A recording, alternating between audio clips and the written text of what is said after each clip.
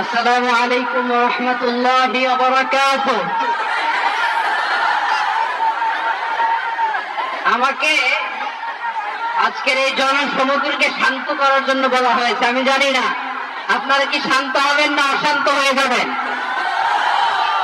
প্রিয় সুধী, মার্চ করতে যে লাঠি গুতা খেলা উষ্টা সব আমরা খেয়েছি, তারপরেও আজকের এই সোহরাওয়ার্দী উদ্যানের এই গণজামায়াতে এই জনতার মহাসমুদ্রে উপস্থিত হয়ে আমরা বুঝতে পেরেছি আজকের এই মহাসমুদ্র জনসমুদ্র ফিলিস্তিনের প্রতি, আল আকসার প্রতি বাংলাদেশের জনগণের ভালোবাসার বহিঃপ্রকাশ।